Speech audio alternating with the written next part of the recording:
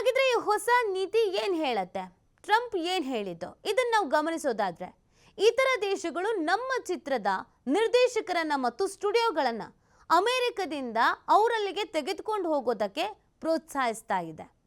Hollywood ಹಾಗೂ ಅಮೆರಿಕದ ಹಲವು ಸ್ಥಳಗಳು ಧ್ವಂಸವಾಗ್ತಾ ಇದೆ. ಇದು ಇತರ ದೇಶಗಳ ಸಂಯೋಜಿತ ಯತ್ನವಾಗಿದೆ. ರಾಷ್ಟ್ರದ ಭದ್ರತೆಗೆ ಬೆದರಿಕೆಯಾಗಿದೆ. ಇದರ ಜೊತೆಗೆ ಈ ಎಲ್ಲ ಚಟುವಟಿಕೆಗಳು ಸಂದೇಶ ಮತ್ತು ಪ್ರಚಾರದ ಸಾಧನಗಳಾಗಿದೆ.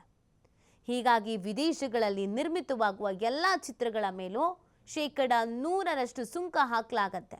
ಈ ಶೂಟಿಂಗ್ ಮಾಡ್ತಿದ್ರು ನೋಡಿ, ಅಮೆರಿಕಕ್ಕೆ ಹೋಗಿ ಶೂಟಿಂಗ್ ಮಾಡಲಾಗಿದೆ, ಒಂದು ಸಾಂಗಲ್ಲಿ ಶೂಟ್ ಮಾಡಿದ್ದೀವಿ, ಒಂದು ಸೀನಲ್ಲಿ ಶೂಟ್ ಮಾಡಿದ್ದೀವಿ, ಆ ಥರದ್ದೆಲ್ಲ ಹೇಳ್ತಾ ಇದ್ರಲ್ಲ. ಸೊ ಅದಿಲ್ಲಿ ಗಮನಿಸಬೇಕಾಗತ್ತೆ. ಇತರ ದೇಶಗಳು ನಮ್ಮ ಚಿತ್ರದ ನಿರ್ದೇಶಕರನ್ನ ಮತ್ತು ಸ್ಟುಡಿಯೋಗಳನ್ನ ಅಮೆರಿಕದಿಂದ ಅವರಲ್ಲಿಗೆ ತೆಗೆದುಕೊಂಡು ಹೋಗೋಕೆ ಪ್ರೋತ್ಸಾಹಿಸ್ತಾ ಇದೆ.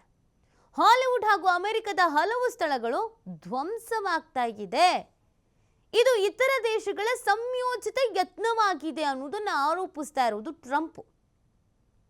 ರಾಷ್ಟ್ರದ ಭದ್ರತೆಗೆ ಇದು ಬೆದರಿಕೆ ಆಗಿದೆ. ಇದರ ಜೊತೆಗೆ ಈ ಎಲ್ಲ ಚಟುವಟಿಕೆಗಳು ಸಂದೇಶ ಮತ್ತು ಪ್ರಚಾರದ ಸಾಧನಗಳೂ ಆಗಿದೆ.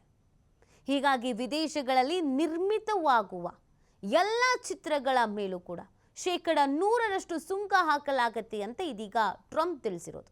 ಟ್ರಂಪ್ನ ಈ ನೀತಿಯಿಂದ ಸಿನಿಮಾ ಇಂಡಸ್ಟ್ರಿ ಮೇಲೆ ಸ್ವಲ್ಪ ಮಟ್ಟಿಗೆ ವ್ಯತ್ಯಾಸ ಆಗತ್ತೆ, ಏರುಪೇರು ಆಗತ್ತೆ. ಟ್ರಂಪ್ ಯಾವ್ದ್ಯಾವ್ದ್ರ ಬಗ್ಗೆ ಯೋಚಿಸ್ತಾ ಇದ್ದಾರೆ, ಯಾವ್ಯಾವ ಕ್ಷೇತ್ರದ ಬಗ್ಗೆ ನಿರ್ಧಾರಗಳನ್ನು ಕೈಗೊಳ್ತಾ ಇದ್ದಾರೆ ಅನ್ನೋದನ್ನು ನಾವು ಇಲ್ಲಿ ಗಮನಿಸಬೇಕಾಗತ್ತೆ. ಈಗಾಗಲೇ ಹಲವು ದೇಶಗಳಿಗೆ ಮಾಸ್ಟರ್ ಸ್ಟ್ರೋಕನ್ನು ನೀಡಿದ್ರು ಸುಂಕದ ವಿಚಾರದಲ್ಲಿ. ಈಗ ಸಿನಿಮಾ ವಿಚಾರದಲ್ಲೂ ಕೂಡ ಇದೇ ನಿರ್ಧಾರವನ್ನು, ನಿಲುವನ್ನು ಅಮೆರಿಕ ಅಧ್ಯಕ್ಷ ಡೊನಾಲ್ಡ್ ಟ್ರಂಪ್ ತೆಗೆದುಕೊಳ್ತಾ ಇರೋದು.